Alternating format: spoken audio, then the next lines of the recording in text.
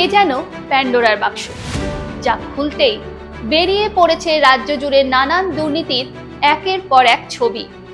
একটা করে ইস্যু, আর সেই ইস্যুকে কেন্দ্র করে তদন্ত তল্লাশি। আর তারপরেই শ্রীঘরে মমতা সরকারের কোনো না কোনো মন্ত্রী অথবা বিধায়ক। পরিবর্তনের প্রতিশ্রুতি দিয়ে ক্ষমতায় আসার সরকারের এতটা পরিবর্তন যে দেখতে হবে, তা বোধ হয় কল্পনাতীত ছিল রাজ্যবাসীর। তবে বিরোধী রাজনৈতিক দলগুলির মতে এটা হিমশৈলের চূড়া মাত্র। এবার দুর্নীতির অভিযোগে গ্রেফতার তৃণমূলের আরেক মন্ত্রী। রেশন দুর্নীতির অভিযোগে সম্প্রতি গ্রেফতার করা হয় রাজ্যের প্রাক্তন খাদ্যমন্ত্রী তথা বর্তমান বনমন্ত্রী জ্যোতিপ্রিয় মল্লিককে। গত বছর থেকে এখনো পর্যন্ত এই নিয়ে 2 মন্ত্রী সহ 4 বিধায়ককে গ্রেফতার করেছে কেন্দ্রীয় তদন্তকারী সংস্থা। শুধু তাই নয়, দুর্নীতির অভিযোগে গ্রেফতার করা হয়েছে তৃণমূলের একাধিক নেতা কর্মীদেরও। আর এই তালিকা ক্রমেই বেড়ে চলেছে। লোকসভা ভোটের আগে পর্যন্ত রাজ্যের বর্তমান সরকার টিকে থাকবে তো? কটাক্ষের সুরে এখন এই প্রশ্নই ঘুরছে অনেকের মুখে মুখে। নমস্কার, আমি পায়েল। দৃষ্টিকোণের এই পর্বে আমরা কথা বলবো বর্তমান রাজ্য সরকার এবং তার পাহাড় প্রমাণ দুর্নীতি নিয়ে। যে দুর্নীতির পাহাড় মমতার বহু মন্ত্রী পারিষদদের নিয়ে সুসজ্জিত।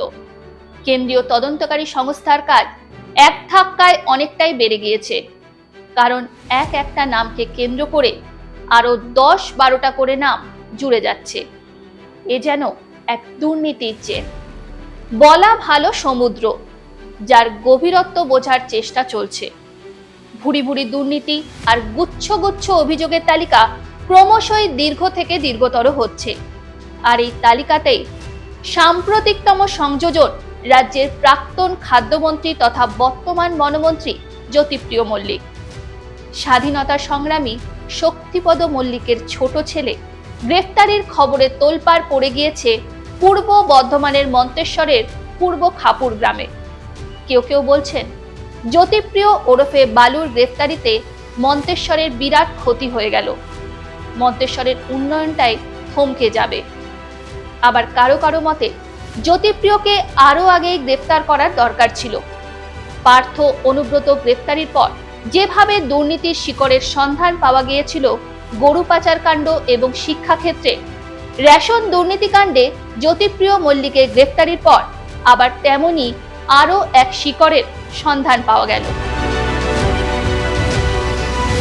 কিন্তু স্বাধীনতা সংগ্রামীর ছেলে এমন সব দুর্নীতিতে অভিযুক্ত জেনে রীতিমতো অবাক তার গ্রামের মানুষেরাও। জানা গিয়েছে মন্তেশ্বরের বামুনপাড়া গ্রাম পঞ্চায়েতের পূর্ব খাপুর গ্রামে রয়েছে মন্ত্রী জ্যোতিপ্রিয় মল্লিকের পৈতৃক বাড়ি। এই গ্রামেরই ভূমিপুত্র স্বাধীনতা সংগ্রামী শক্তিপদ মল্লিক। তার 6 পুত্র ও 4 কন্যার মধ্যে জ্যোতিপ্রিয় সবার ছোট। দাদা দেবপ্রিয় মল্লিক প্রখ্যাত চিকিৎসক। পৈতৃক ভিটে বলতে সেখানে রয়েছে মাটির দেওয়াল আর টিনের চালার বাড়ি। তবে এর অদূরে পারিবারিক জমিতে জ্যোতিপ্রিয় মল্লিকের নিজস্ব প্রাসাদোপম একটি বাড়ি রয়েছে, যা রীতিমতো তাক লাগিয়ে দিতে পারে। স্বর্গীয় পিতা শক্তিপদ মল্লিক ও স্বর্গীয় মাতা নবনলিনী মল্লিকের স্মৃতির উদ্দেশ্যে বাড়িটির নামকরণ করা হয় নবশক্তি ভবন। এ তো গেল খাপুর গ্রামের কথা, কিন্তু এর বাইরেও ছড়িয়ে ছিটিয়ে রয়েছে রাজ্যের বর্তমান বনমন্ত্রীর পার্থিব অপার্থিব সম্পত্তি। ইডির তদন্তে উঠে আসছে চাঞ্চল্যকর সব তথ্য। কথায় বলে কান টানলে মাথা আসে। বাকিবুড়কে জেরা করতেই যেমন লতায় পাতায় বেরিয়ে আসছে বড় বড় সব নাম, তেমনি আগামী দিনে জ্যোতিপ্রিয়কে জেরা করলে কেঁচো খুঁড়তে কেউটে বেরিয়ে আসতে পারে বলে মনে করছেন অনেকেই। এ প্রসঙ্গে কেন্দ্রীয় মন্ত্রী শান্তনু ঠাকুর কি বলেছেন সেটা একবার শুনে নেওয়া যাক। এই যে মুখ্যমন্ত্রীর ভাষণ এবং তার যে কর্মকাণ্ড আমরা দেখলাম যে 2021 সালে তাকে খাদ্যমন্ত্রী থেকে বদলে বনমন্ত্রী করা হলো। আর আপনারা দেখবেন যে কটা মন্ত্রীকে চেঞ্জ করা হয়েছে সব কটা মন্ত্রী কোনো না কোনো করাপশনের সাথে যুক্ত ছিল। তাহলে আমার মনে হয় এটা মমতা বন্দ্যোপাধ্যায় ইচ্ছাকৃতভাবে এই জিনিসগুলো করেছেন। উনি সবই জানতেন, জেনে শুনে এই পরিকল্পনা, এই সমস্ত কর্মকাণ্ডের সূচনা করেছিলেন। এবারে একটু নজর রাখা যাক গত সপ্তাহের দ্বিতীয়ার্ধের দিকে। গত 26শে অক্টোবর বৃহস্পতিবার, ঘড়িতে তখন 6:10 ভোর হতে না হতেই সল্টলেকে বনমন্ত্রী জ্যোতিপ্রিয় মল্লিকের বাড়িতে হানা দেয় ইডির তদন্তকারীরা। প্রায় 21 ঘন্টার ম্যারাথন জেরা চলে। পরের দিন ভোর রাতে যখন ঘুমের ঘোরে সকলে, তখন গ্রেফতার হন জ্যোতিপ্রিয় মল্লিক। রেশন দুর্নীতির তদন্তে নেমে খোঁজ মেলে বাকিবুর রহমান নামের এক ব্যক্তির। বাকিবুরকে গ্রেফতার এবং জেরার পরেই নাম উঠে আসে জ্যোতিপ্রিয় মল্লিকের। বর্তমানে তাকে বনমন্ত্রীর পদে বসানো হলেও তিনি যখন রাজ্যের খাদ্যমন্ত্রী ছিলেন তখনই ফুলে ফেপে উঠেছিল এই বাকিবুর এবং মন্ত্রী ঘনিষ্ঠ অনেকেই।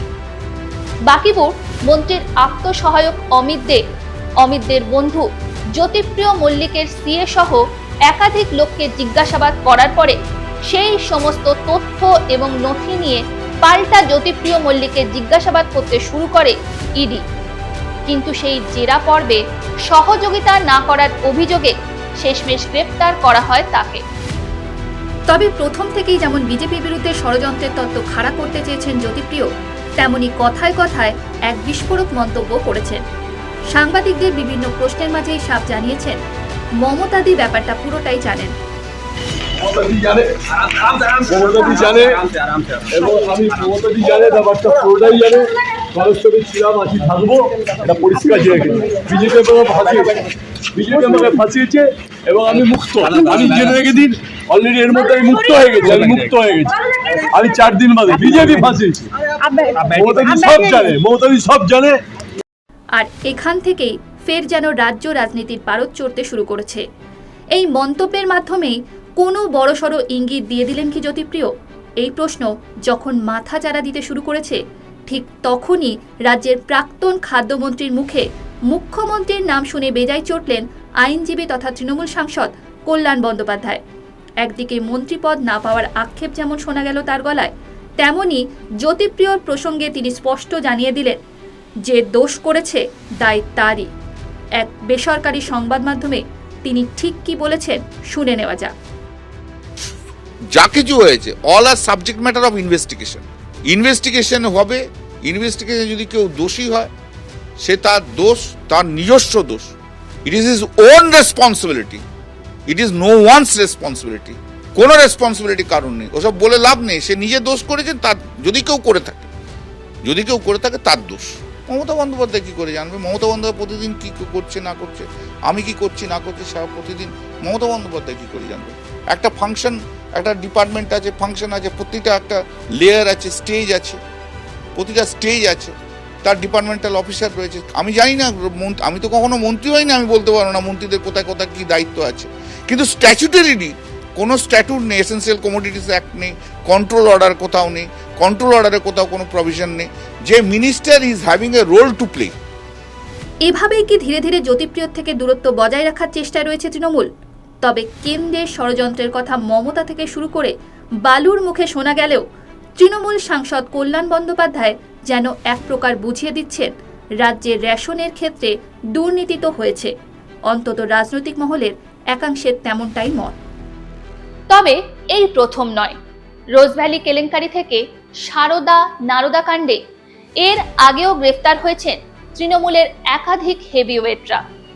2017 সালের 3রা জানুয়ারি রোজভ্যালি কাণ্ডে তৃণমূল সাংসদ সুদীপ বন্দ্যোপাধ্যায়কে গ্রেফতার করেছিল কেন্দ্রীয় তদন্তকারী সংস্থা সিবিআই।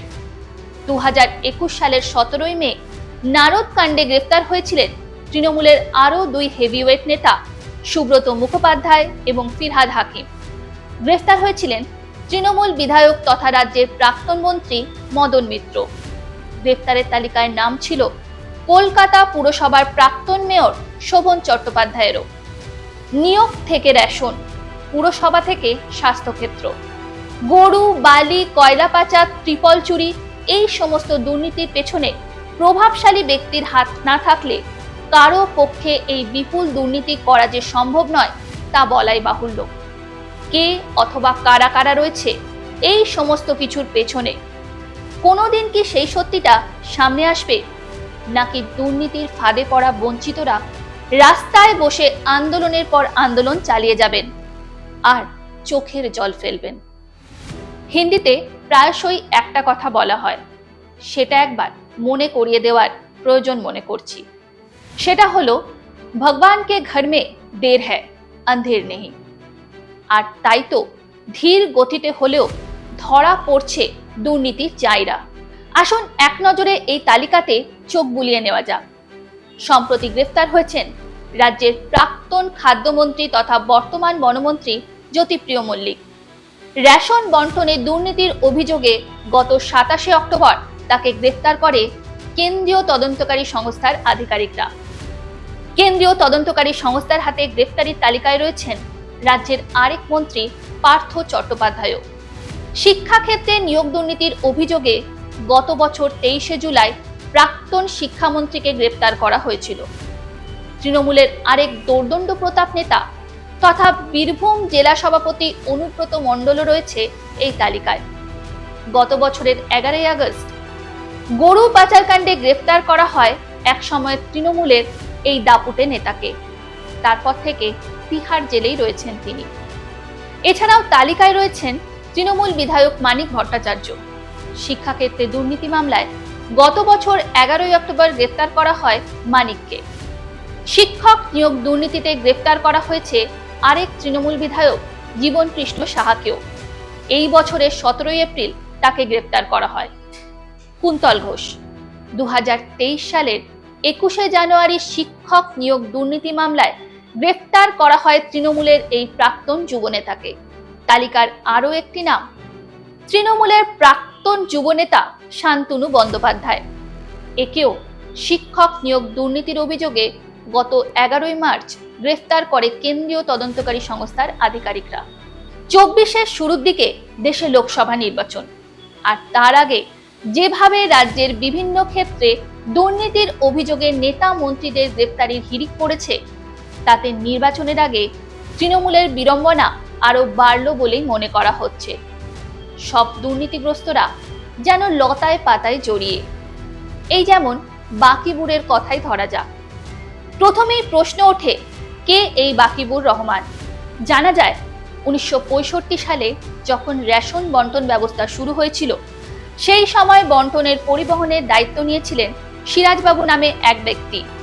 এই সিরাজ দীর্ঘদিন খাদ্য দপ্তরের সঙ্গে কাজ করেছেন। তিনি তার নিজের ভাগ্নে বাকিবুরকে 2004 সালে খাদ্য দপ্তরের খাদ্য পরিবহনের কাজে লাগান। বাকিবুর প্রথমে 4টি লরি নিয়ে কাজ শুরু করেছিলেন। অভিযোগ, তৎকালীন বাম আমলে খাদ্য দপ্তরের ডিডিপিএস এর আধিকারিকের সহায়তায় খুব অল্প দিনেই নিজের মতো করে ব্যবসা শুরু করেন এই বাকিবুর।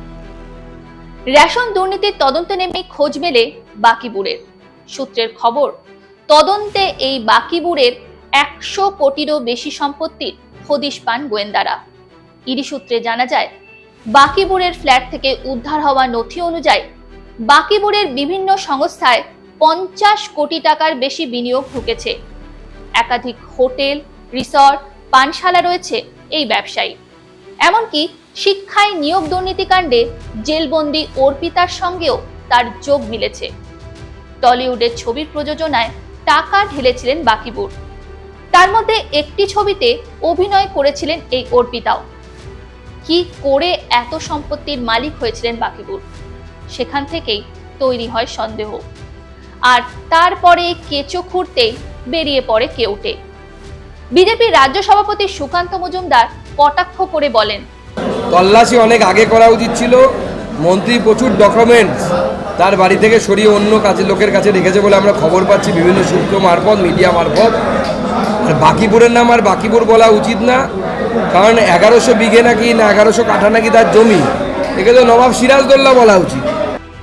আর যতই দিন যাচ্ছে ততই তদন্তে উঠে আসছে এমন সব তথ্য যা রীতিমতো চমকে দেওয়ার মতো। এই যেমন জানা গিয়েছে, অর্পিতাকে অভিনেত্রী থেকে নেত্রী বানানোর স্বপ্ন দেখেছিলেন বন্ধু পার্থ চট্টোপাধ্যায়। রাজ্যের প্রাক্তন শিক্ষামন্ত্রী তথা তৃণমূলের প্রাক্তন মহাসচিব নাকি দলের কাছে দরবার করেছিলেন অর্পিতার হয়ে। পুরভোটে বান্ধবীকে টিকিট পাইয়ে দিতে চেয়েছিলেন তিনি। তবে পার্থর সেই স্বপ্নে জল ঢেলেছিলেন জ্যোতিপ্রিয় মল্লিক। শোনা যায়, পার্থ অর্পিতার গ্রেফতারির পর ঘনিষ্ঠ মহলে জ্যোতিপ্রিয় বলেছিলেন, দলকে বড় বিপর্যয়ের মুখ থেকে বাঁচিয়েছি আমি। মন্ত্রী পার্থর সঙ্গে যদি দলের কাউন্সিলরও ধরা পড়তো তাহলে বিষয়টা আরো খারাপ হতে পারত। ঘটনাচক্রে সেই বালুই এখন ইডির হেফাজতে। নিয়োগ দুর্নীতিতে পার্থ অর্পিতা যেমন জেলবন্দি, রেশন দুর্নীতিতে তেমনই দশা বালুরও। 2011 সালে ভোটের সময় জ্যোতিপ্রিয় নির্বাচনী হলফনামা জমা দিয়েছিলেন। হলফনামা অনুযায়ী সেই সময় তার সম্পত্তির পরিমাণ ছিল 71,11,514 টাকা। তবে 2021 সালের নির্বাচনে তিনি কমিশনকে যে হলফনামা দিয়েছিলেন তাতে তিনি জানিয়েছিলেন তার স্থাবর অস্থাবর সম্পত্তির পরিমাণ হল 3,93,94,000 টাকা। অর্থাৎ জ্যোতিপ্রিয় মল্লিকের সম্পত্তির পরিমাণ গত 10 বছরে প্রায় 5.5 গুণ বৃদ্ধি পেয়েছে।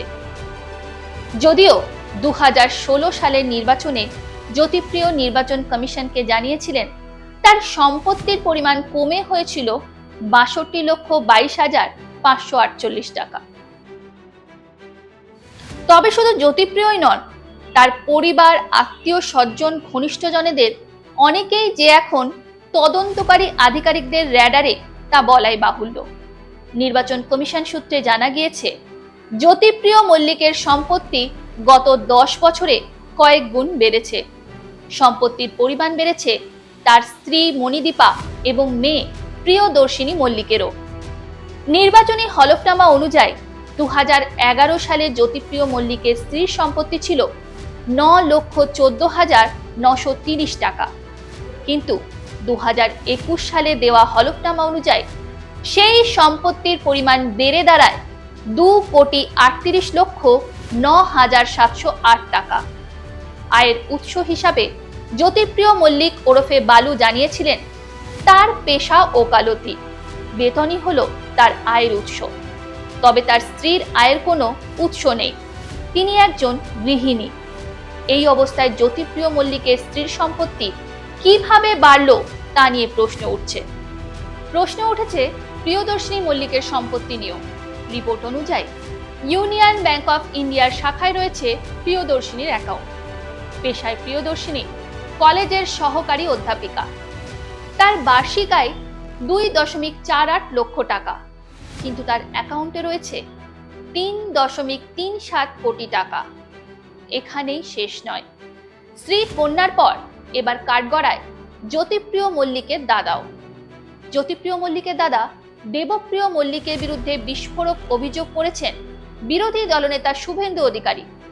তিনি বলেন, পাবলিক সার্ভিস কমিশনে লুট করেছেন দেবপ্রিয় মল্লিক পাবলিক সার্ভিস কমিশনের দীর্ঘদিনের মেম্বার, পিএসসিতে 2 নম্বরই করার মাস্টার। দেবপ্রিয় মল্লিক পিএসসি কেলেঙ্কারির সঙ্গেও যুক্ত। অর্থাৎ এর থেকে একটা কথা বলাই যায়, এমনই একটি দুর্নীতিকে কেন্দ্র করে মমতা সরকারের বিভিন্ন স্তরের বিভিন্ন ব্যক্তি ও তার ঘনিষ্ঠজনেরা রাজ্যের বুকে যে লুঠতরাজ চালিয়েছে বছরের পর বছর, তা কার্যত স্পষ্ট হয়ে গিয়েছে। কয়লা, বালি, গরু, ত্রিপল থেকে শুরু করে মিড ডে মিল, চাল, সরকারি প্রকল্পের টাকা, চাকরিতে নিয়োগ, এই সবেতেই দুর্নীতি করে ফুলে ফেপে উঠেছে রাজ্যের শাসক দল, রাজ্যের প্রশাসনিক প্রধানের মন্ত্রী পরিষদদের। যেখানে এই অবস্থা, সেখানে প্রকৃত পরিবর্তনের খোঁজ করলে খুব কি অন্যায় করবে রাজ্যবাসী? নিজের সরকারকে বারবার মা মাটি মানুষের সরকার বলে এসেছেন মমতা বন্দ্যোপাধ্যায়, কিন্তু বাস্তব ক্ষেত্রে তৃণমূল সরকারের ভুরি ভুরি দুর্নীতিতে বাংলার মাটি, বাংলার আকাশ বাতাস আজ কলুষিত, রক্তাক্ত। মানুষ আজ বঞ্চিত। একটা চাকরির আশায় আজ কত কত যোগ্য প্রার্থী রাস্তায় বসে। পার হয়ে গিয়েছে মাসের পর মাস, কিন্তু সুরাহার নামে ফের সেই কিছু মিথ্যে প্রতিশ্রুতি। ক্ষমতায় এসে রাজ্যবাসীকে দেদার লুঠে আজ তৃণমূলের পাপের ঘরা পূর্ণ। মমতা বন্দ্যোপাধ্যায়ের প্রতি তোপ দেগে কি বলেছেন বিজেপি বিধায়ক অগ্নিমিত্রা পাল, আসুন শুনে নিন। আসল বাংলাতে কি হচ্ছে সারা পৃথিবীর মানুষ জানে। আপনি কার্নিভাল এখন কাপড় দিয়ে সাদা নীল রং দিয়ে সাদা নীল কাপড় দিয়ে ঢাকলে মানুষের মন থেকে বেরিয়ে যাবে মমতা ব্যানার্জি। আপনার দল মানে আজকে দুর্নীতি। যে আপনাকে ভরসা করে বাংলার মানুষ এনেছিল, আজকে সেই সরকার, আপনি মুখ্যমন্ত্রী, আপনার পুরো দায় আজকে প্রতিটা ডিপার্টমেন্টে কোটি কোটি টাকার দুর্নীতি। আর এই দুর্নীতি আপনি মানুষকে ঠকিয়ে করেছেন, এর জবাব আপনাকে দিতে হবে। একই সুর শোনা গিয়েছে রাজ্যের বিরোধী দলনেতা শুভেন্দু অধিকারীর কণ্ঠেও। রাজ্যবাসীকে বঞ্চিত করে তাদের অধিকারের চাল গম নিয়ে এই যে ৯/৬ চলছে, তার জন্য মুখ্যমন্ত্রীকে কাঠগড়ায় দাঁড় করিয়েছেন শুভেন্দু অধিকারী। তিনি যে দুর্নীতিগুলো করেছেন, এই দুর্নীতি মমতা ব্যানার্জির নির্দেশে করেছেন এবং মমতা ব্যানার্জি এবং তার পার্টি একটা বড় অংশের টাকা এই গরিবের চাল, আটা, গম, ধান কেনার টাকা মারা টাকা। এত নিম্নমানের কাজ ভারতবর্ষে কেউ করেনি। পশ্চিমবঙ্গে 6 কোটি লোক রেশনের উপর নির্ভর করে। এই লোকগুলোকে পচা চাল, গম খাইয়ে আর কৃষকদের কাছ থেকে ধান না কিনে ফেক অ্যাকাউন্ট খুলে মিনিমাম সাপোর্ট প্রাইসের টাকা তুলেছে। এই রকম অন্যায় কেউ করেনি। কথাই বলে না, বেশিবার বেরোনা ঝড়ে পড়ে যাবে। বর্তমান রাজ্য সরকারেরও আজ তেমনই অবস্থা। একটার পর একটা উইকেট পড়ছে, যেন উল্টে গিনতি শুরু হয়ে গিয়েছে। মানুষের বিশ্বাস নিয়ে যে খেলা চলছে বছরের পর বছর, তার ফলাফল আজ সামনে। যতই ইন্ডি জোটের ছাতার তলায় আসুক না কেন তৃণমূল, বাংলার মাটিতে টাকা নিয়ে যে ৯/৬ তারা করেছে, তার জবাব মানুষ দেবে। আজ কানের টান পড়েছে, কাল সেই টান একটু বেশি হলে মাথাও হাজির হতে বাধ্য। সামনেই লোকসভা নির্বাচন, তার আগে আর কত কি খেলা দেখাবে এই রাজ্য সরকার, এখন সেটাই দেখার। যদিও এত কিছুর পরেও জ্যোতিপ্রিয় মল্লিকের সুরেই ষড়যন্ত্রের তত্ত্বকেই তুলে ধরেছেন রাজ্যের মন্ত্রী শশী পাজা। পরিষ্কার বালু মল্লিক, জ্যোতিপ্রিয় মল্লিক বলে দিয়েছেন এই ষড়যন্ত্রের কথা, এবং তিনি পরিষ্কার বলে দিয়েছেন শুভেন্দু অধিকারীর নাম। শুনুন, বিজেপি বাংলায় তার অস্তিত্ব একবারই আর খুঁজে পাওয়া যাবে না। অন্যদিকে একটি বেসরকারি সংবাদ মাধ্যমে দেওয়া সাক্ষাৎকারে পরিষদীয় মন্ত্রী শোভনদেব চট্টোপাধ্যায় বলেছেন, জ্যোতিপ্রিয় দোষ করে থাকলে তিনি বা দল কেউই বালুর পাশে দাঁড়াবে না। ক্ষমতায় করছেন, যদি বালু কোনো দোষ করে থাকে তার পাশে দাঁড়াতে যাও, কোনো নিশ্চয়ই তো দাঁড়াবো না আমরা, দলও দাঁড়াবে না। যদি দোষ প্রমাণিত হয়, দলও দাঁড়াবে না তার পাশে। যদিও এই একই ইস্যুতে দলীয় নেতার পক্ষেই সাফাই গিয়েছেন দলনেত্রী। इसे बालू का शुगर है, बहुत तबीयत खराब है। अगर वो मर जाएगा तो हमको बीजेपी का खिलाफ में एफआईआर करना पड़ेगा, ईडी का खिलाफ में भी करना पड़ेगा। যতই দুর্নীতির অভিযোগ থাকুক না কেন তৃণমূলের নেতা মন্ত্রীদের বিরুদ্ধে, তৃণমূল সুপ্রিমো বা দল পাশে দাঁড়ানোর বার্তা দিয়েছে বারবারই। ঠিক যেমন অনুব্রতর সময় শোনা গিয়েছে, তেমনি বালুর সময়ও শোনা গিয়েছে। কিন্তু সেই বার্তা বা প্রতিশ্রুতির মধ্যে আদৌ কোনো সত্যতা আছে কি? রাজ্য সরকারের ফাঁপা উন্নয়নের মতোই এই সব প্রতিশ্রুতিও যেন ফাঁপা, কিন্তু দুর্নীতির সময় ততটাই যেন ঐক্যবদ্ধ। অন্তত রাজ্যের বিরোধী দলনেতা শুভেন্দু অধিকারীর বক্তব্য থেকে তা এক প্রকার স্পষ্ট। তিনি মমতার প্রতি সরাসরি তোপ দেগে জানিয়ে দিয়েছেন, বালু ওরফে জ্যোতিপ্রিয় মল্লিক সামনে থাকলেও তোলার ভাগের বড় অংশ কিন্তু শাসক দলের কাছে গিয়েছে। তা আমরা মনে করি জ্যোতিপ্রিয় মল্লিক সামনে ছিলেন, তার তোলা অর্থের বড় অংশ মুখ্যমন্ত্রী তথা শাসক দলের কাছে গেছে